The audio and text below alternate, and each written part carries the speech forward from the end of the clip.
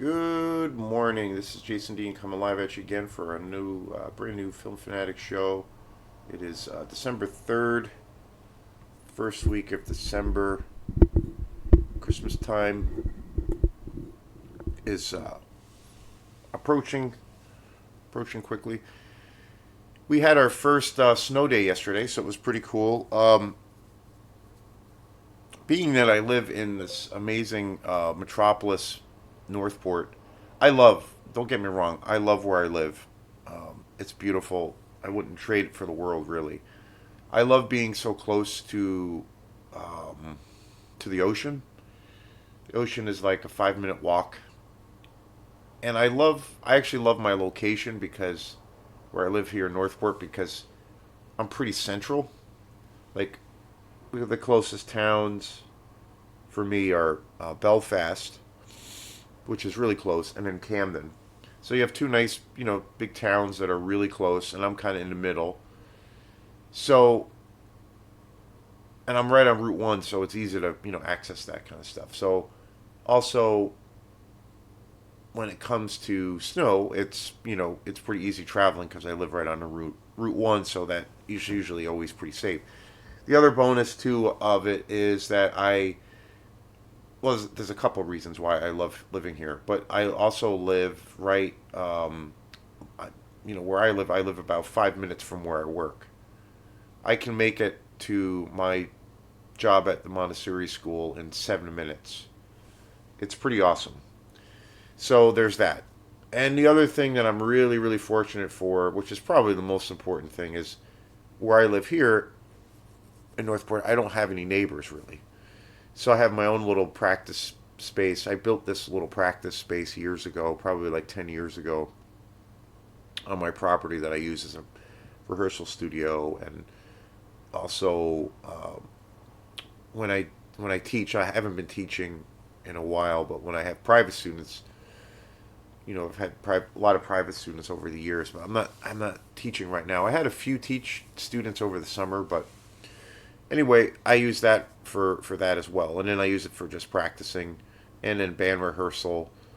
And then I've been using it as a recording studio too lately. We just finished up recording the Osmia album there, and so but the main thing is I don't have any neighbors, so I can make all kinds of noise and racket, whatever, and it's great. It's awesome, and because I know I have a lot of friends that are musicians and in particular drummers that don't have it that easy because they have to they live in an apartment, so they can't really have their drums there, their instruments. They have to rent the space, they have to go across town, or they have to go to a separate location to practice.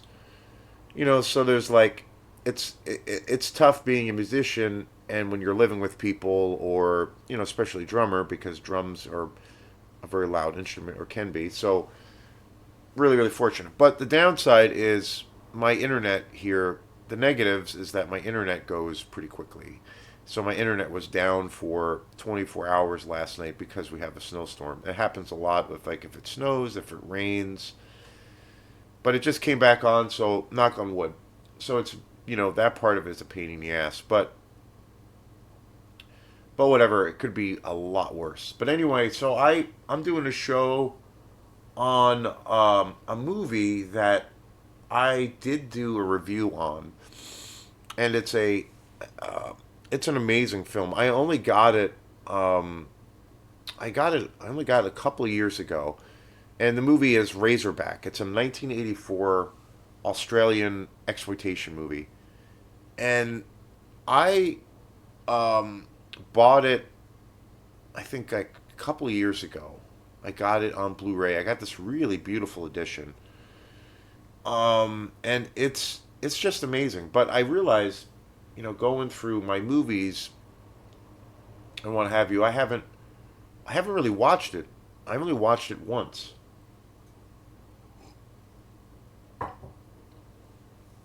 and so last night I was going through my movies and I was like, oh wait, I haven't seen this movie in a really really long time, and I think I've only seen it once.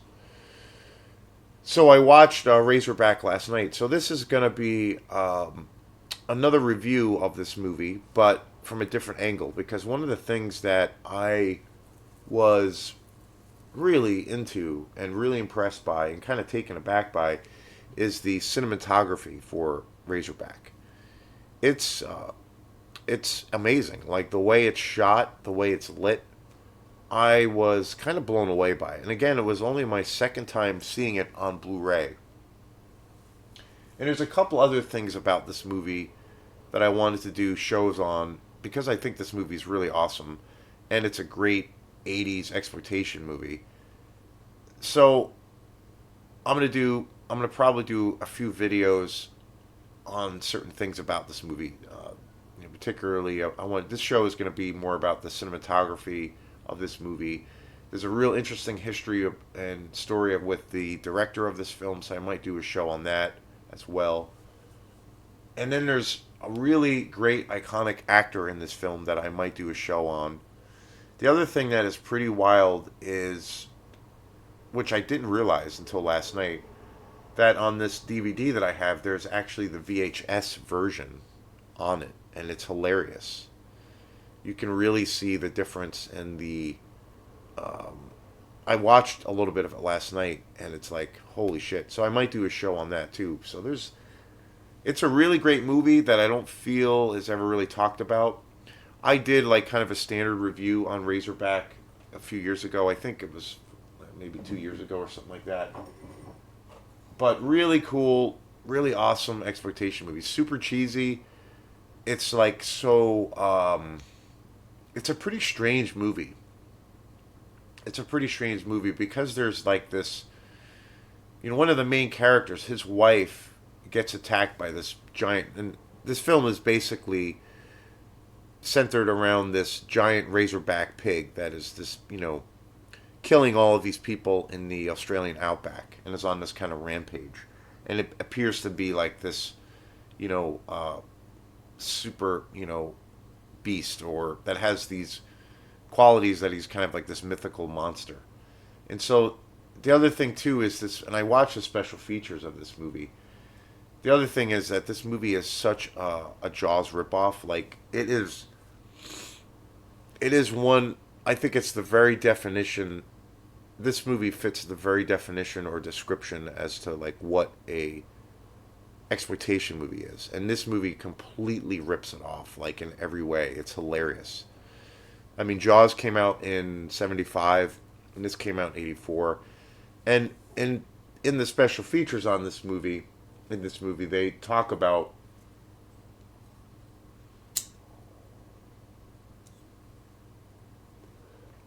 without pulling any punches whatsoever that they were focused completely on basically ripping off uh, Jaws, and it's so freaking obvious. It's hilarious, but the main thing today, what I want to talk about, because I did do a general review of this movie a couple of years ago, was the cinematography. The cinematography was done by Dean Semler, and that's one of the things I was really, really taken aback by watching this movie because I didn't know, you know, much about this amazing cinematographer. The cinematography for this movie is absolutely wild. Um, it's really, really powerful. It really almost acts like its own character. I was really impressed with that. I didn't realize how just fabulous it was. And so I wanted to do a show just about the cinematography for this movie because it really is powerful. It's so beautifully shot, and it almost acts like it's its own character. The cinematographer for Razorback, Dean Semler, did a whole bunch of movies in the '80s.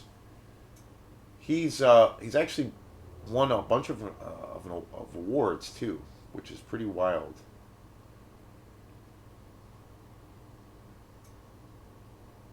He was the cinematographer for Apocalyptico, which is totally wild, which I did not know. Apocalyptico is a movie that was directed a few years back by Mel Gibson. Really awesome, awesome movie. I think it's one of the best. Um, I think it's one of the best Mel Gibson movies as well. Just such an awesome movie.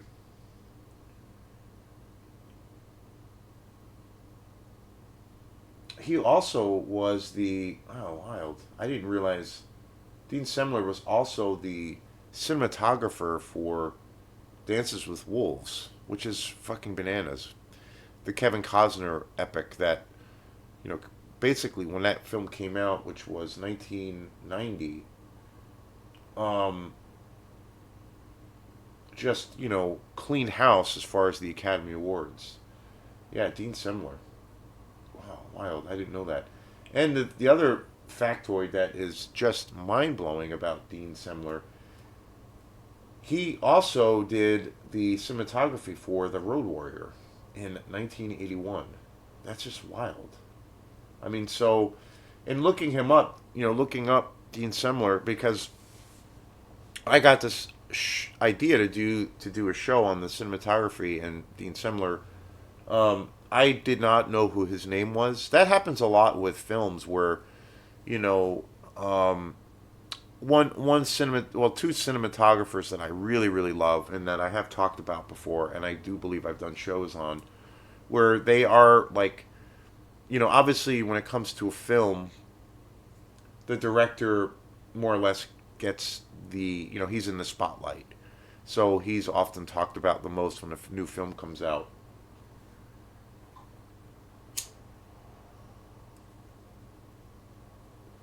And then obviously the actors that are in that movie, get a lot of attention and praise and what have you. So, and then the other thing, other people that I see involved in certain films that seem to get a lot of attention is the producer of that film and the studio that kind of financed the film or distributed the film. When it comes to cinematography, because again, that is such a really key part. I mean, when you think of cinematography in a film, I mean, that really is, when you look, obviously, when you have a movie, the first thing that's going to be put out on the table, and that has to be good, is the story. Obviously, the story has to be there. It has to have some good, interesting characters. And it's different because this movie is definitely a Australian exploitation movie. It's definitely a horror movie, and without a doubt, one of the biggest Jaws knockoffs or ripoffs I've ever seen. But it does have its own thing. I think another movie that completely rips off Jaws, that doesn't pull any punches about it, is another one of my favorite exploitation movies is The Car. That movie is amazing.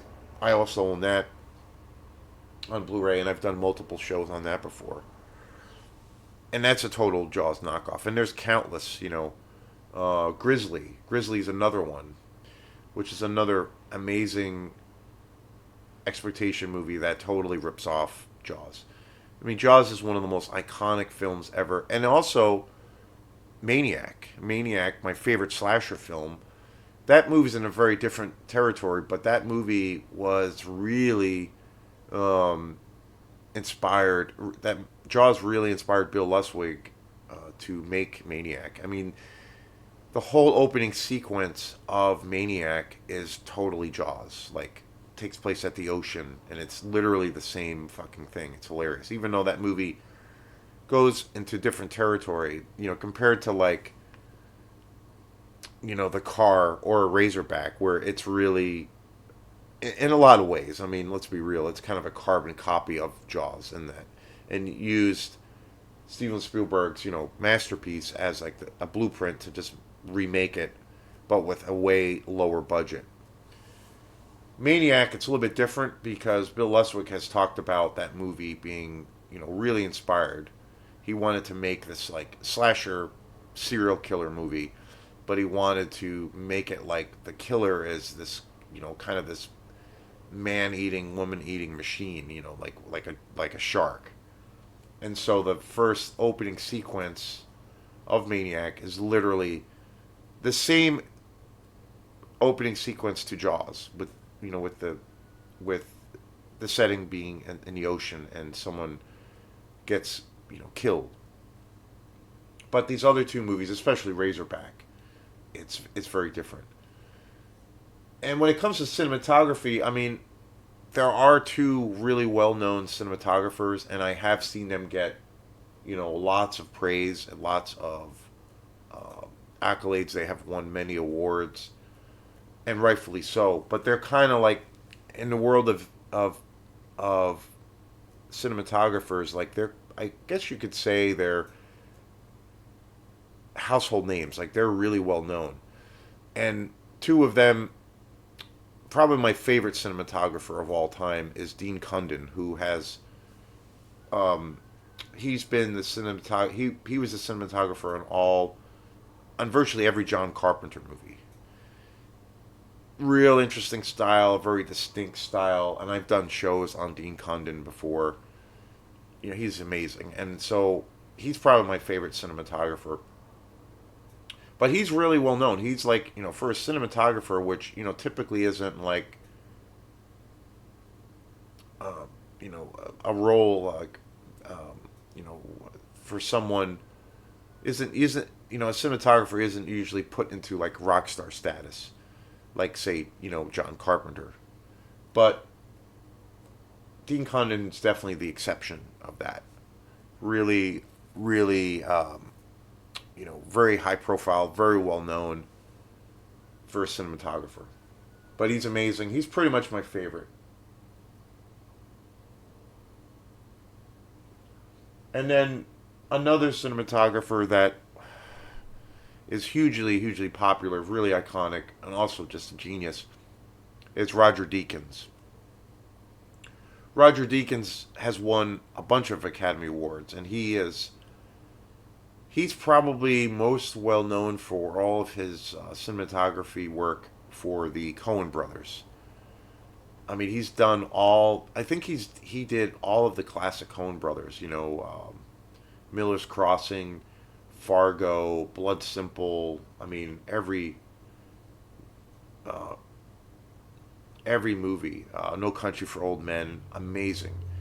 And when you think of cinematography, really, especially if a movie isn't, say, maybe it's not so uh, driven by dialogue. Maybe it's a slow burn film. And I love films that are very slow. Well, not that's not the right way to say it, but I love films where I love the slow build up. I should say, like where you're getting information about what the story is about. You're learning about the characters. You're learning. You're seeing where this journey is taking you, and hopefully, if all of those, you know, key elements are there, then you're hooked, and they have you. The filmmakers or the filmmaker has you in the palm of their hand, and you're wanting to go on that journey. And I like films that have that vibe of where there's a slow trickle of information, and maybe 20 minutes, 40 minutes into the film, you're just totally in it to win it. A lot of great examples of that, are films like Alien, Ridley Scott's classic. I think that's, a primetime example of that kind of slow burn pace. The Godfather, I think, is a masterful example of that. You're getting this information slowly, and you're getting pulled in, and before you know it, you care about everything and anything that's on that you're seeing in the screen on the big screen. There's a lot of examples of that. And again, then you have on the other side of the spectrum, you have other films that just come at you, maybe right out of the gate, all guns blazing. So there's that too. George Romero, Dawn of the Dead, and there's a lot of examples of that where films are just, riveting from the minute they start to they start. And but again, it's all about the characterization. But I tend to like films that have that, kind of slow burn, and they're like slowly, turning up the heat. Again, I'm movies. I know I've talked about this a lot before, but movies are the biggest influence for me for my weird band Quantum, and that's one of the biggest things that I take from movies is pacing. I really try to pay attention to, when we play live, and even when I write songs, when it comes to songwriting, but especially when we play live, I really pay attention to. I think sometimes it's successful, sometimes it's not, but I'm always trying to do it. I guess you could say proactively trying to do it, but I'm always trying to play off the room, play what the vibe is going, play with the energy of what's happening in the room, the whether there's a lot of people there, maybe there's not many people there, maybe if we're on the bill with a band that has kind of created a certain vibe. And so I always try to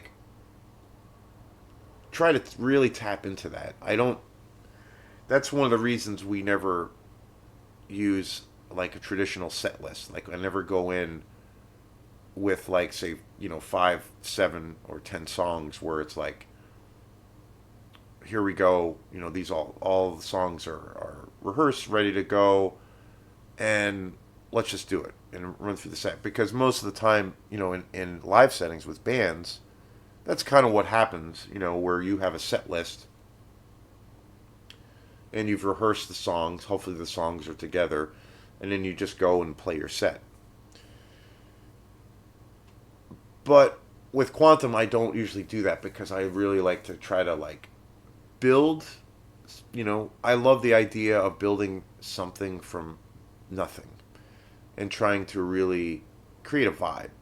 So, but that is all taken from my real love of movies. With pacing, like again, goes back to the idea of that slow build, and if you can connect all the beats, then you can pull people in, and then you can kind of tell a satisfying story.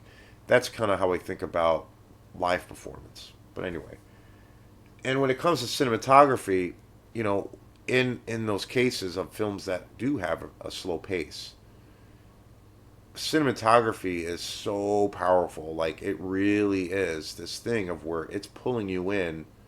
Like I use for example, Roger Deakins. Perfect example I think of that is No Country for Old Men, which in the beginning of that film is very slow. There's barely any dialogue. You're just getting all of these shots of the desert and all of these kind of nature shots, and but yet it's so engaging and enriching, and it feels like you're just being pulled into the story more and more. And when the story kind of really unfolds, and then you're getting into more, um, scenes of where there's characters, where there's dialogue, and there's like, the second, third, or fourth act, and there could be like big plot reveals, high tension, or violence, or whatever, or comedy. That whole kind of way of getting there, I always feel, is through that kind of slow trickling effect. And Roger Deakins, for instance, does a masterful work in for that film, No Country for Old Men. Like I think that's a prime time example of that. And Razorback, again, there is with Dean Semler. When I watched this last night, that was one of the things that stood out. Again, I had not seen this movie since I bought it. I bought it a few years back on Blu-ray, and I was really taken aback. This film has such an amazing opening sequence, and again, it's a I mean, in some ways, it's like comparing apples and oranges, but like A film like Blood Simple, like I'm talking about Roger Deakins and the Coen Brothers, or like even No Country for Old Men. My favorite Coen Brothers movie is Blood Simple, but or Fargo is just an amazing masterpiece. Like those films, I feel are like high art, just gorgeous and lush and beautiful and original. With Razorback, there's barely anything original about it. And it's an exploitation movie. It's pretty trashy, very low budget, and it has, it doesn't, as far as if I look at a film that's like a painting, and I'm gonna put up, I want to put that beautiful painting on my wall and hang it so I can look at it every day. Fargo or like, you know, um, No Country for Old Men would be that kind of painting. And I wouldn't say Razorback is on par with that, obviously for obvious reasons, because it's very low budget and it's so trashy and it's a total knockoff.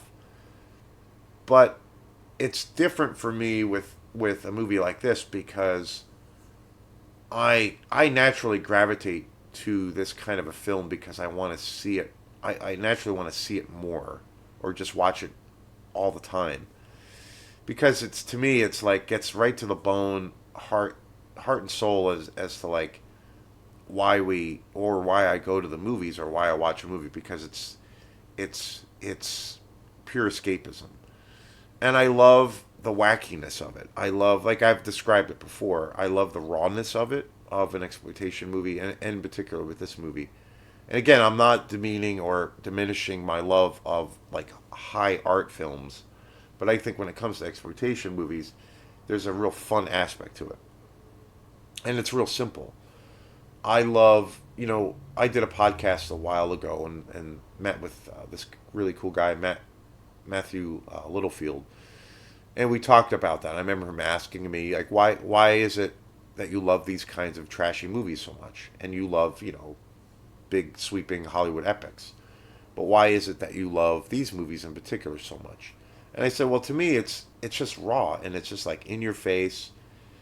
It's fun. There's some humor. It's not there's some levity to it, but to me, essentially, it comes down to where it's like you know putting on a classic punk rock record. It's just really raw, kind of nasty, and just it's very satisfying.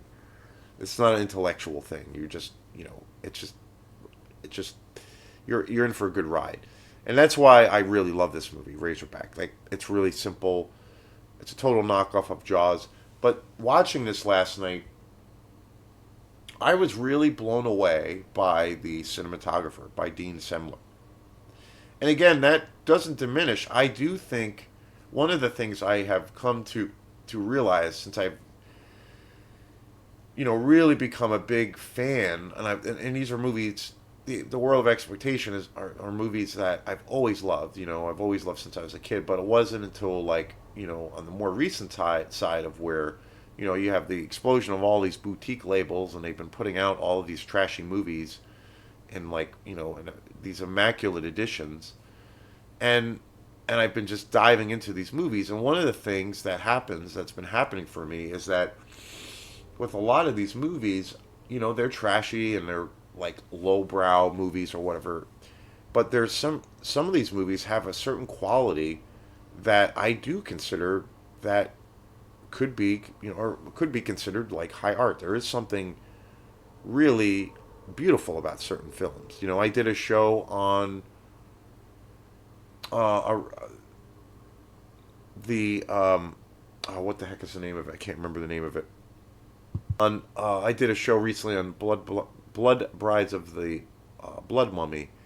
Another super trashy movie, but that movie has certain qualities, like particularly around the music and the cinematography as well, where it's just gorgeous. It's a total trashy kind of ride, but it's got these qualities to it that I consider to be actually amazing. So it's and that's one thing that that's happened for me. That's happened to me as far as my taste and my love for these films. I look at them in a different light. Like I still look at them as trashy, or like a hot mess.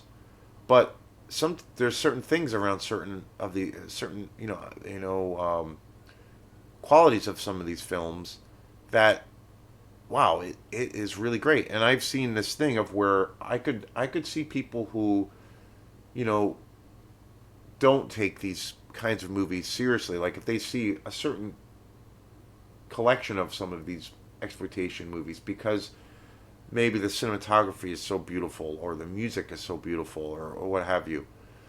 Even though it's, kind of a trashy movie, I could see those things being so strong that that could appeal to people who are just like into, straight up kind of high art European cinema. So it's interesting. And Razorback with Dean Semler doing the cinematography, that was one thing I was taken aback by because the cinematography for this movie is just gorgeous. The lighting, and considering it's how low budget this movie is, like it's kind of wild, incredibly low budget, and I was really impressed with that part of it. And it was so powerful where I kind of felt like it almost like acts or acts or acted like its own character. Dean Semler, and I had no idea. That's one of the things that I love that I've been trying to do more is some of these movies that and I do when I think about it, I do believe when I watched Razorback, even though I just I bought it a few years ago and I only watched it once on Blu-ray since I bought it.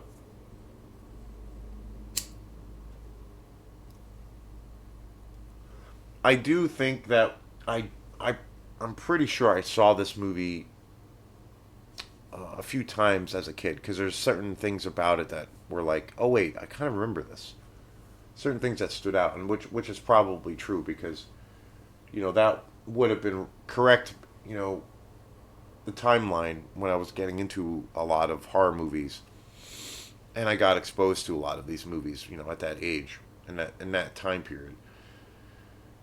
So that was kind of interesting, but there are some shots in this movie that are just amazing. I think this movie has such an awesome opening sequence where we get introduced kind of to the Razorback, this giant pig. And it's funny, the director talks about this movie like feeling at times like it had $100 million budget, but yet when it came to the pig or the Razorback monster, that is the centerpiece of this movie, they only had $50 because it looks like shit. It does. The Razorback itself is super cheesy. When you actually see the Razorback, it's kind of hilarious. But in the context of this movie, you I think it's awesome. I wouldn't want it to be remade. I wouldn't want I'd rather have the Razorback just look like some kind of shitty puppet as opposed to like um a completely CGI character. There's something lovable and just fun about that and charming and tactile as opposed to like if it was bad CGI. It's just great. There's something lived in about it. But the cinematography, I really think, takes this movie into the stratosphere. Like it's a gorgeous film to look at. There's one there's like this big kind of weird. The film gets pretty weird and strange, kind of hallucinatory, which you wouldn't expect from a Jaws knockoff. But one of the main characters, his wife, basically gets killed by the Razorback.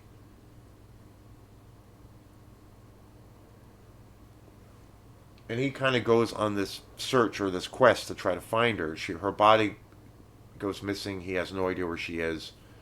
And so he kind of goes on this quest and it like takes on this kind of mythical thing. It's kind of like really unexpected. It's pretty weird. But this main one of the main characters, he decides to go on this quest to try to find his wife, and he comes in contact with all of these like different characters, and these really kind of like sketchy kind of criminals. And there's like this scene of where he kind of like is, going through this loss. He can't find his wife. Thinks his wife is dead, and he like ends up in the desert. And there's like this whole kind of long dream sequence of where he's kind of hallucinating, and you don't know if he's actually experiencing these things. And he's trying to, and he's thinking about his wife and trying to figure out where she went. And he starts like hallucinating, and he's in this desert, and he's by himself. And the cinematography for these sequences is absolutely amazing. Like, it's super psychedelic almost.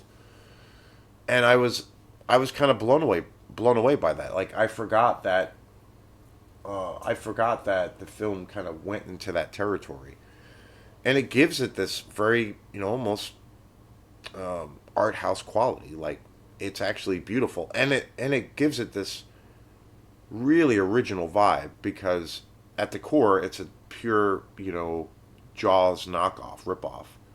But these other elements, especially this kind of long dream sequence, and this husband trying to find his wife, and in the process he kind of like loses his mind trying to find her, goes into a completely, wild territory that is not Jaws related at all.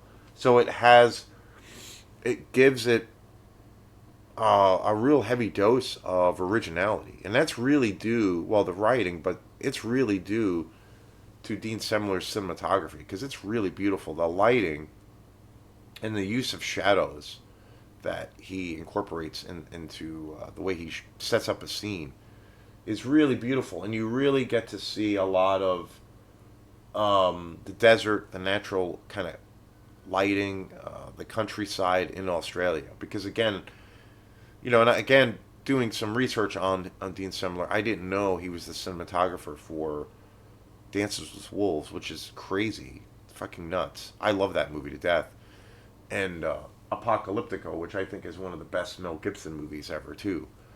And the cinematography for those movies is astounding, and I do believe he won an Academy Award for Dances with Wolves. So you just, yeah, and here he is. He directed these two giant, especially Dances with Wolves. I mean, one of the most, you know well respected, one of the most iconic kind of Hollywood movies ever. That movie put Kevin Costner on the map as a director. One of the most acclaimed movies of all time.